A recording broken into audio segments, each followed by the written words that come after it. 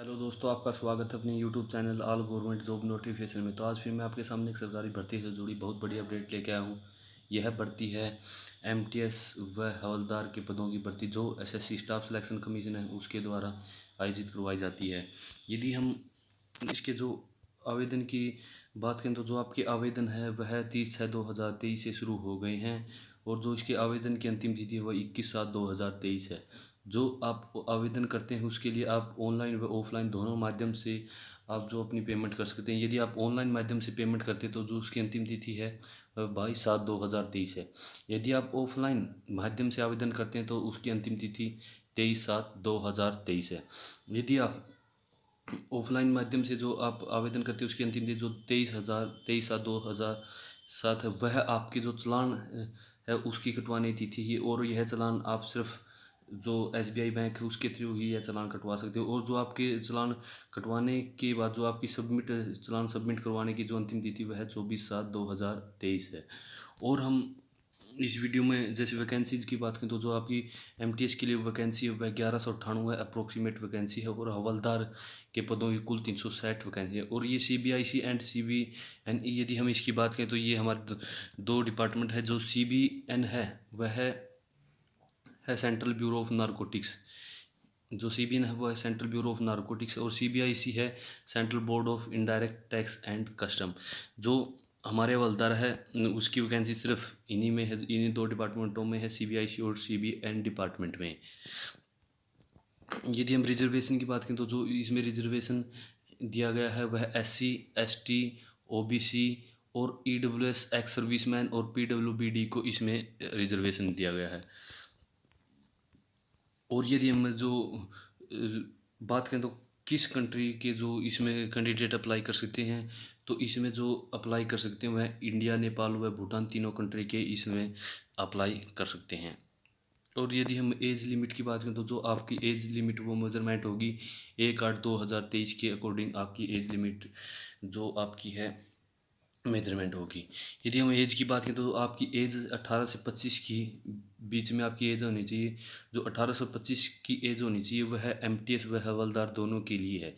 और जो 18 से 27 की जो एज है वो आपकी हवलदार है सीबीआईसी डिपार्टमेंट में। और जो आपकी 18 से 25 एज है वो आपकी जो हवलदार है वो सीबीएन डिपार्टमेंट में। यदि आप सीबीआईसी डिपार्टमेंट में अप्लाई करते हो तो एज आपकी 18 से 27 के जो कैंडिडेट है उसको भर सकते हैं। यदि आप सीबीएन डिपार्टमेंट में भरती है तो आपकी एज 18 से 25 इस डिपार्टमेंट में आप भर सकते हैं। और हम जो एज रिलैक्सेशन की बात करें तो जो आप एज रिलैक्सेशन दिया जाता है वो एससी एसटी कैंडिडेट को 5 साल का दिया जाता है, ओबीसी को 3 साल का दिया जाता है, पीडब्ल्यूबीडी जो अनरिजर्व मतलब अनारक्षित श्रेणी जो सामान्य श्रेणी के हैं उनको 10 साल का दिया जाता है। और पीडब्ल्यूबीडी जो ओबीसी है उनको 13 साल का दिया जाता है। पीडब्ल्यूबीडी एससी एसटी है उनको 15 साल का दिया जाता है। और जैसे एक्स सर्विसमैन है उनको 3 year after deduction of the military service rendered from the actual age age on the closing date of recipe of the application. जो 3 साल मतलब यदि आप सर्विस से आए हुए 3 साल हो गए तो आप इस फॉर्म को भर सकते हैं। 3 year after deduction of the military service मतलब आपको 3 साल जो मिलिट्री सर्विस हो गए छोटे। और अन्य इसमें जो एज रिलैक्सेशन है उनके बारे में बताया गया है। तो जो यह पीडीएफ है इसका मैं लिंक आपको डिस्क्रिप्शन बॉक्स में प्रोवाइड करवा दूंगा, वहाँ से आप इसको डाउनलोड कर सकते हैं। और हम इसमें अन्य महत्वपूर्ण जानकारी की बात करें तो जो इसमें अन्य महत्वपूर्ण जानकारियाँ हैं वह रहने वाली है। जैसे आपकी एज क्वालिफिकेशन, एजुकेशनल क्वालिफिकेशन की बात करें तो जो आपकी एजुकेशनल क्वालिफिकेशन वो मैट्रिक बेस पर आपकी जो भर्ती है वह रहने वाली है। जो आपकी मैट्रिक है वह आपकी 1/8/2023 से पहले जो आपकी मैट्रिक है वह आपकी होनी चाहिए। और आपके जो आप जो इसको फॉर्म अप्लाई करते तो इसकी बात करें तो आप इस फॉर्म को कैसे अप्लाई करते तो जो आपको फॉर्म अप्लाई करने के लिए तो आपको जो साइट है जो एसएससी की द्वारा प्रोवाइड करवाई गई है ssc.nic.in, तो आपको इस पर रजिस्ट्रेशन करवाना होगा। तो यदि हम एप्लीकेशन फ़ीस की बात करें तो ये जो आपकी एप्लीकेशन फ़ीस है वो 100 रुपये फ़ीस है। लेकिन वोमेन कैंडिडेट और जो एससी एसटी और पीडब्ल्यूबीडी कैंडिडेट है, जो एक्स सर्विसमैन कैंडिडेट है, उनके लिए जो है फ़ीस वो फ्री आपकी रहने वाली है। जो आप फीस है इसको ऑनलाइन व ऑफलाइन दोनों माध्यम से पे कर सकते हैं। जो ऑनलाइन माध्यम पे आपको भीम यूपीआई, नेट बैंकिंग और master card, visa, Maestro, RuPay credit card और डेबिट कार्ड के द्वारा आप इसको पे कर सकते हैं। और जो ऑफलाइन माध्यम आप उसको एसबीआई ब्रांच के द्वारा पे कर सकते हैं।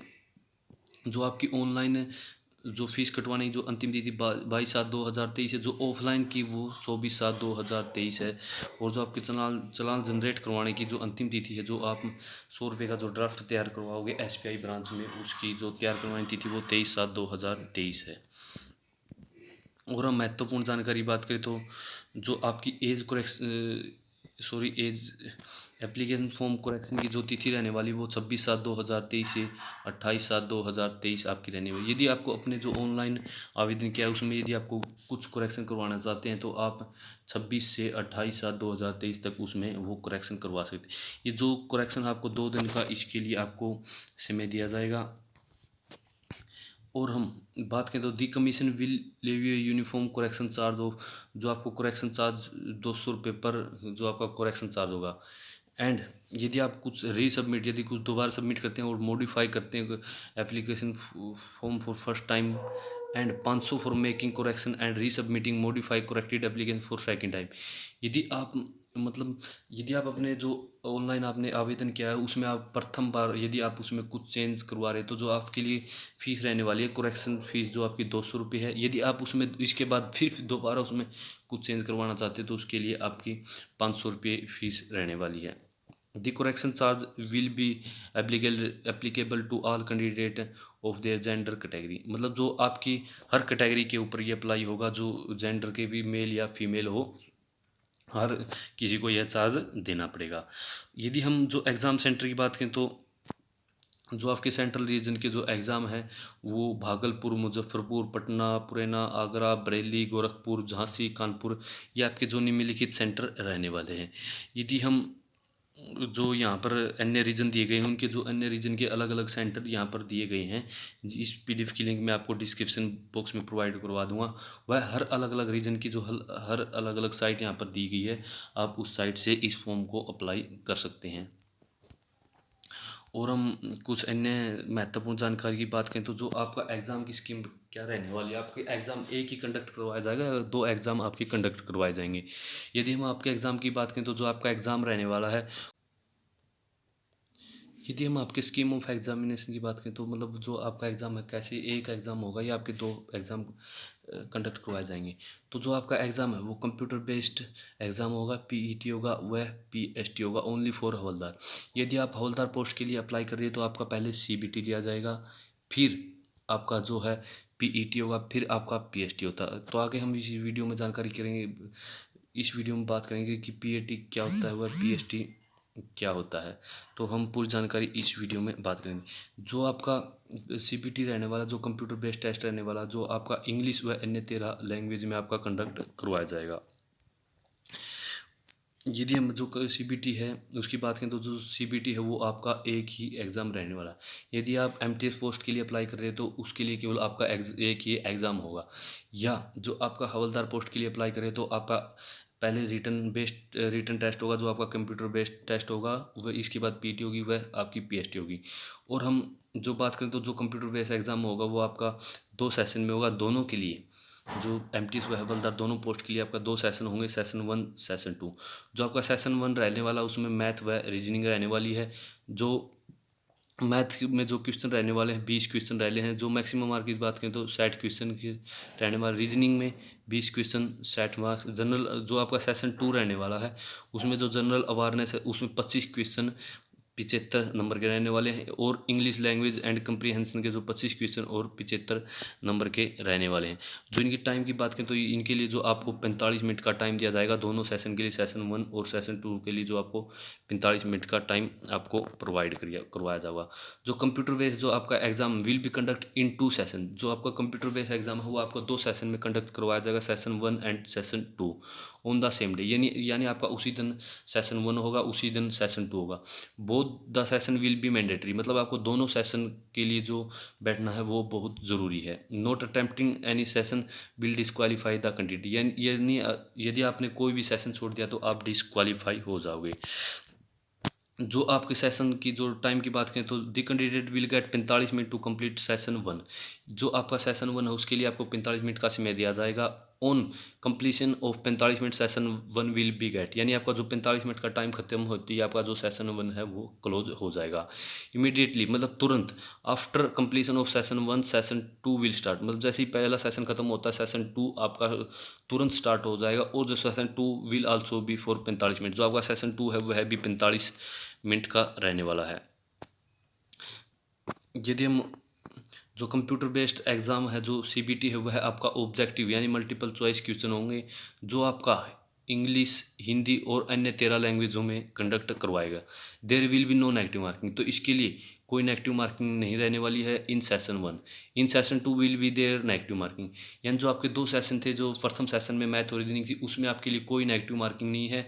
जो सेशन टू है उसके लिए आपकी नेगेटिव मार्किंग है। There will be negative marking of 1 mark of each wrong answer. Candidate are therefore advised to keep this in mind while answering the question, यानी आपका 1 नंबर हर जो नेगेटिव, यदि आपने कोई भी क्वेश्चन जो सेशन टू में आप गलत करते हो तो उसका आपका 1 नंबर काट लिया जाएगा। जो marks score by candidate in computer based test examination if conduct in multiple shift will be normalize by using the formula, मतलब जो आपका इसमें नॉर्मलाइज फार्मूला यूज होगा वह इन्होंने जो इस नोटिस में इन्होंने पब्लिश पहले कर रखा है, तो आप इस नोटिस के द्वारा उसको नॉर्मलाइज फार्मूले को देख सकते हैं। यानी आपकी जो जितनी भी शिफ्ट होगा उन पर नॉर्मलाइजेशन आपका किया जाएगा। जो आपकी जो आंसर, यदि हम आंसर की बात करें तो जो आपकी आंसर की है वह जो आपकी साइट पर जो एग्ज़ाम के बाद अपलोड करवा दी जाएगी। The answer and submit if within the time limit given the commission payment of RS per question। यदि आपको अपने आंसर पर जो कुछ भी आपत्ति है तो आपको 100 रुपये पर क्वेश्चन उस पर आपत्ति को दर्ज करवाना होगा। यदि हम आपके सिलेबस की बात करें तो जो मैथ है उसमें नियमन लिखित ये जो सब्जेक्ट रहने वाले हैं, जैसे LCM, HCF, decimal, fraction, relationship between number, fundamental operation, BODMAS, percentage, ratio, और ये है कुछ सब्जेक्ट है वह रहने वाले हैं आपके। जो रीजनिंग है उसके सब्जेक्ट ये रहने वाले हैं, सॉरी सब्जेक्ट जो आपके चैप्टर है वो रीजनिंग के निम्नलिखित चैप्टर ये रहने वाले हैं आपके। जनरल अवेयरनेस है जो आपकी, जो जनरल अवेयरनेस में सोशल स्टडी मतलब history, geography, art and culture, सिविज, इकोनॉमिक्स, और जनरल साइंस रहने वाली है। और environmental study up to 10th स्टैंडर्ड, मतलब आपके 10th स्टैंडर्ड तक जो आपका जनरल अवेयरनेस का एग्ज़ाम लिया जाएगा। और आपकी जो इंग्लिश लैंग्वेज और कंप्रीहेंशन है उसके लिए आपके ये निम्नलिखित चैप्टर होंगे। यदि हम पीटी और पीएसटी की बात करें तो जो पीटी मतलब होता है फिजिकल एफिशिएंसी टेस्ट, ये भी जो हमारे जो हरियाणा एसएससी के द्वारा कंडक्ट करवाए जाते हैं एग्जाम, उसमें पीटी की फुल फॉर्म पूछी गई है, तो आप इसको ध्यान से पढ़ लेना। जो पीटी फुल फॉर्म होते हैं फिजिकल एफिशिएंसी टेस्ट, और पीएसटी फुल फॉर्म होती है फिजिकल स्टैंडर्ड टेस्ट। और जो सीबीआईसी और सीबीएन की फुल फॉर्म मैं आपको ऊपर पहले बता सकता हूँ, तो एक बार जो भी अभ्यर्थी है इसको ध्यान से पढ़कर जाना, क्योंकि जो आयोग है इसको पूछ सकता है। जो आपका पीटी जो फिजिकल एफिशिएंसी टेस्ट होता है, इसमें जो आपकी वॉकिंग है मतलब जो आपकी दौड़ है इसमें फिजिकल एफिशिएंसी टेस्ट में वह जो फिजिकल एफिशिएंसी टेस्ट है इसमें आपकी जो दौड़ रहने वाली है वह आपकी 1600 मीटर है इन 15 मिनट में। ये आपकी जो दौड़ है वह मेल के लिए। जो फीमेल की बात करें तो इसमें 1 किलोमीटर है आपकी 20 मिनट में। यदि जो आपके वोमेन कैंडिडेट है वो a women candidate who as result of test in found to be pregnant of 12 week standing और over shall be declare temporary unfit है। यदि जो वोमेन कैंडिडेट है वह प्रेग्नेंट है और जो जिसको 12 हफ्ते हो गए हैं प्रेग्नेंट या इससे ज़्यादा टाइम हो गया तो वह टेम्परेरी अनफिट मानी जाएगी। यदि हम आपके फिजिकल स्टैंडर्ड टेस्ट की बात करें तो इसमें फिजिकल स्टैंडर्ड टेस्ट में आपकी मेजरमेंट होती है, जैसे हाइट व चेस्ट आपका टेस्ट जो लिया जाता है। यदि भी इसमें हाइट की बात करें तो जो हाइट रहने वाली है 157.5 सेंटीमीटर रहने वाली है। जो आपकी चेस्ट रहने वाली है 81 centimetre fully expanded with the minimum. जो आपकी 81 सेंटीमीटर है वो आपकी फुल आउट के साथ होनी चाहिए, यानी आपकी 76 से आपकी 81 जो चेस्ट रहने वाली है। यदि हम फीमेल के लिए बात करें तो जो फीमेल की जो हाइट है 152 सेंटीमीटर है, वह जो इसमें 2.5 सेंटीमीटर का रिलैक्सेशन दिया गया है। जो गढ़वाली है, असमीज है, गोरखा है एंड मेम्बर्स जो SC ST के मेम्बर उसको 2.5 सेंटीमीटर की छूट जो हाइट में दी गई। यदि हम जो फीमेल है उस जो फीमेल का चेस्ट मेजरमेंट नहीं होता, फीमेल का जो वेट है वो मेजरमेंट होता है। तो 48 kilogram accessible bye 2 kilogram in the case of, यानी 2 किलोग्राम की आपको छूट दी जाएगी। जो गढ़वाली है, जो असमीज है और गोरखा है, उसको 2 किलोग्राम की इसमें छूट दी जाएगी। जो PET PST will be conduct bye CBIC और सीबीएन। जो आपका पीईटी पीएसटी होगा वो इन दोनों डिपार्टमेंट के द्वारा करवाया जाएगा। The candidate may be called for PET PST to any centre across the country. मतलब जो हमारे कंट्री में आपको कहीं भी पीईटी पीएसटी के लिए आपको वो बुलाया जा सकता है।